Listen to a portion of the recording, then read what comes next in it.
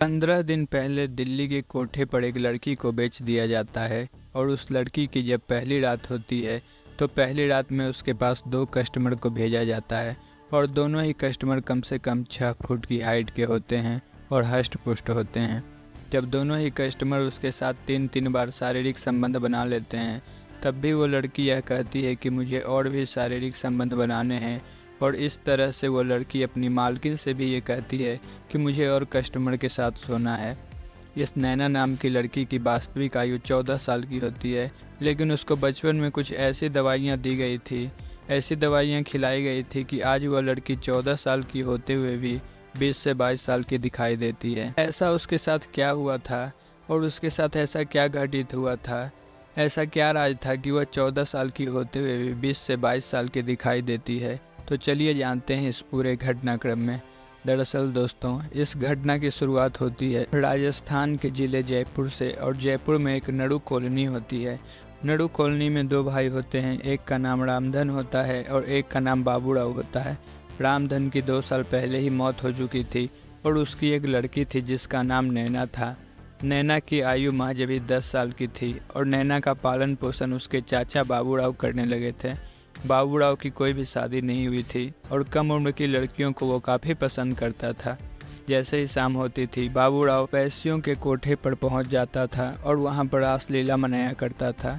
लेकिन आज के समय जैसे ही वह 10 साल की अपनी नैना भतीजी को नहलाने के लिए बाथरूम में ले जाता है और उसको नहलाने लगता है तो वह देखता है कि नैना के बिल्कुल छोटे छोटे वक्षस्थल थोड़ा उभरने लगे थे और उसके मन में ख्याल आता है कि क्यों ना नैना को मैं जल्दी से जवान कर दूं। और इस तरह से वह नैना पर एक एक्सपेरिमेंट करने लगता है और कुछ दवाइयां उसको ऐसी खिलाने लगता है कि वह छोटी उम्र में ही धीरे धीरे बड़ी उम्र की दिखाई देने लगती है। बाबूराव इन दवाइयों को कम से कम नैना को 2 साल तक खिलाता रहता है और जब नैना की वास्तविक आयु 12 साल की हो जाती है तो नैना देखने में ऐसी लगने लगती है कि वह 18 से 19 साल की हो चुकी है। और इस तरह से जब नैना एक दिन बाथरूम में नहाने के लिए जाती है और उसका चाचा अचानक से घर में आ जाता है, जैसे ही नैना अपने चाचा के आने की आहट को सुनती है वो बड़ी खुश हो जाती है और बाथरूम में से स्नान करने के बाद वह सीधे कमरे में आ जाती है। कमरे में आने के बाद अपने चाचा बाबूराव से लिपट जाती है और इस तरह से बाबूराव उसके साथ दिन में 2 बार शारीरिक संबंध बनाता है और शारीरिक संबंध बनाने के बाद भी नैना उसको यह बोलती है, मुझे और भी आपके साथ सोना है। नैना अपने चाचा बाबूराव को बार बार संबंध बनाने के लिए इसलिए बोलती थी क्योंकि बाबूराव उसको कुछ ऐसी दवाइयाँ देता था जिससे उसकी उत्तेजना काफ़ी ज़्यादा बढ़ जाती थी। और इस तरह से यह सिलसिला कम से कम 1 से 2 साल और चलता है। और जैसे ही नैना की उम्र लगभग 14 साल के आसपास पहुंच जाती है तो नैना कुछ ऐसी दिखाई देने लगती है कि उसकी आयु कम से कम 20 से 22 साल की हो। और बाबूराव भी यही चाहता था कि नैना अब जल्दी से जल्दी जवान दिखने लगे। जैसे ही नैना जवान दिखने लगी तो उसका चाचा बाबूराव उसकी शादी आकाश नाम के एक लड़के से कर देता है जिसकी उम्र अभी 24 साल की थी।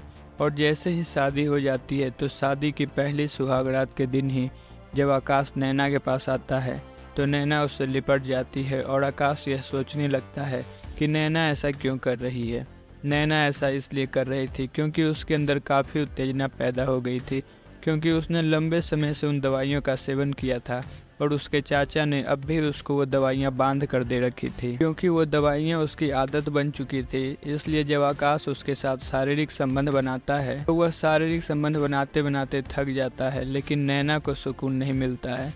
नैना चाहती है कि उसे और सुख मिलता रहे और इस तरह से आकाश उस रात को कम से कम 4 से 5 बार उसके साथ संबंध बनाता है। उसके बाद भी नैना अपने पत्नी आकाश को कहती है कि मुझे और भी संबंध बनाने हैं और इस तरह से नैना की जो प्यास थी वो बुझ नहीं पाती थी।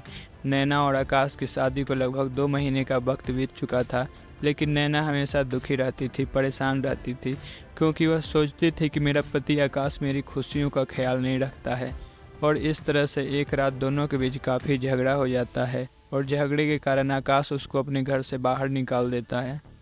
जब नैना जयपुर के बस स्टेशन पर जाकर बैठ जाती है, लगभग रात के 11 बजे का समय होता है और इस तरह से नैना अपने मायके जाने के लिए किसी ऑटो रिक्शा या फिर बस का इंतजार करने लगती है। अभी वह इंतजार ही कर रही होती है कि आगे से एक युवक उसके पास चल कर आता है और उसे देखकर पूछने लगता है कि इतनी रात गए तुम कहाँ जा रही हो। और इस तरह से नैना उसको कहती है कि मुझे अपने मायके जाना है और मेरे पति से मेरा झगड़ा हो गया है। वह व्यक्ति उसका विश्वास जीतते हुए कहता है कि मेरे दोस्त के पास एक गाड़ी है और उस गाड़ी में बिठाकर मैं तुम्हें तुम्हारे मायके पहुंचा दूंगा।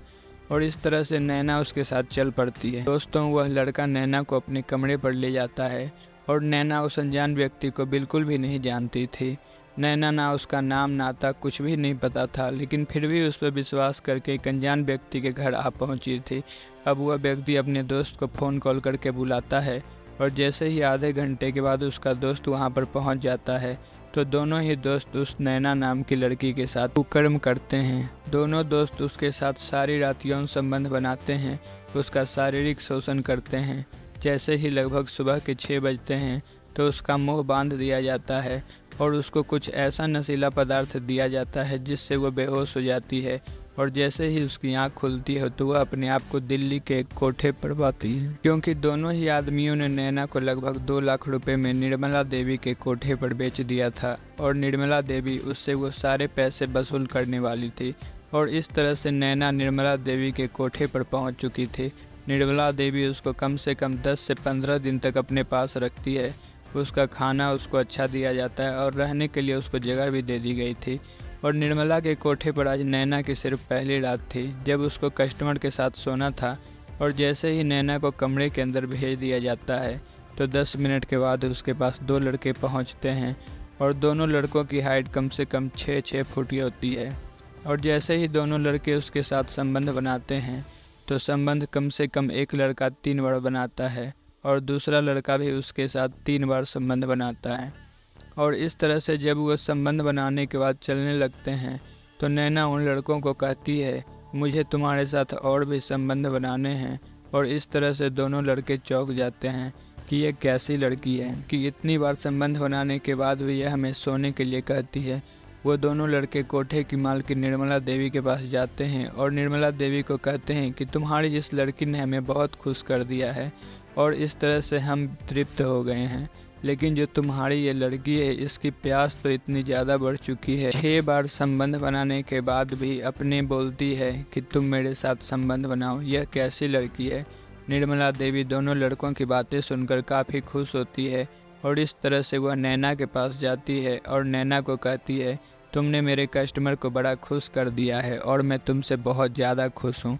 लेकिन वह लड़की यानी कि नैना अपनी मालकिन निर्मला देवी को कहती है मेरी खुशी का क्या होगा, मैं तो इन कस्टमर से बिल्कुल भी खुश नहीं हूँ। और इस तरह से लगभग 6 महीने का वक्त गुजर जाता है। हर रोज़ निर्मला देवी के कोठे पर बहुत सारे कस्टमर आते थे और सभी कस्टमर के बीच नैना का ही नाम सबसे पहले लिया जाता था। और इस तरह से नैना भी निर्मला देवी के लिए एक तरह से वरदान साबित हुई थी, क्योंकि सबसे ज़्यादा पैसे कमाने वाली वहाँ पर सिर्फ नैना देवी ही थी। दूसरी तरफ नैना का पति आकाश अपनी पत्नी की गुमशुदगी की रिपोर्ट जयपुर के थाने में दर्ज करवा चुका था और जयपुर की जो पुलिस है नैना की तलाश में जुट चुकी थी। और इस तरह से बहुत ज़्यादा वक्त गुजर चुका था, लेकिन नैना का कहीं भी अता पता नहीं चलता है।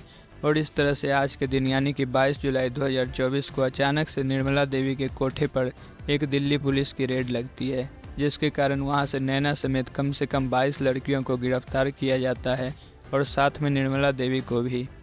अब दिल्ली की पुलिस सभी लड़कियों से उनके एड्रेस पूछती है, उनके घर वालों के मोबाइल नंबर पूछे जाते हैं और इस तरह से एक एक लड़की को सुरक्षित स्थान पर पहुंचा दिया जाता है। और लास्ट में रह जाती है एक नैना नाम की लड़की, जिसकी आयु अभी 14 साल की थी। जब पुलिस उससे उसका एड्रेस पूछती है तो नैना उनको बताती है कि मेरा नाम नैना है, मेरी आयु 14 साल की है। और पुलिस वाले उसको देखकर चौंक जाते हैं कि तुम्हारी उम्र अभी 14 साल की कैसे हो सकती है।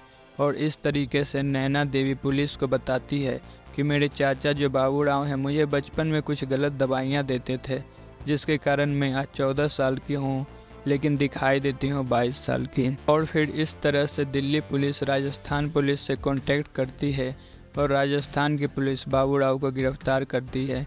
और जब बाबू राव से यह सारी बातें पूछी जाती है तो बाबू राव अपनी सारी बातें कबूल कर लेता है। और इस तरह से राजस्थान की पुलिस बाबू राव के खिलाफ एक चार्जशीट तैयार करती है विभिन्न धाराओं में। उसके ऊपर मुकदमा तैयार किया जाता है और मुकदमे के दौरान जज साहब उसको 10 साल की सज़ा सुनाते हैं। दिल्ली की पुलिस नैना को उसके पति आकाश के पास भेज देती है। आकाश अपनी पत्नी नैना को किसी अच्छे डॉक्टर से दिखाता है और डॉक्टर की देखरेख में उसका इलाज आज शुरू कर दिया गया है। इस पूरे घटनाक्रम में सबसे बड़ी गलती नैना के चाचा बाबूराव की थी और बाबूराव के कुकर्मों के कारण उसको जेल भेज दिया गया है। उसको 10 साल की सज़ा सुनाई गई है। दरअसल दोस्तों, इस घटना को सुनाने का मेरा मकसद किसी का दिल दुखाना नहीं है, केवल आपको सजग करना है, आपको सतर्क करना है। तो मिलते हैं किसी ऐसी घटना के साथ, तब तक के लिए जय हिंद, जय भारत। अगर आपको वीडियो अच्छी लगी हो तो बिल्कुल वीडियो को लाइक कीजिएगा और चैनल को सब्सक्राइब कीजिएगा ताकि मेरी और आपकी मुलाकात दोबारा हो सके। धन्यवाद।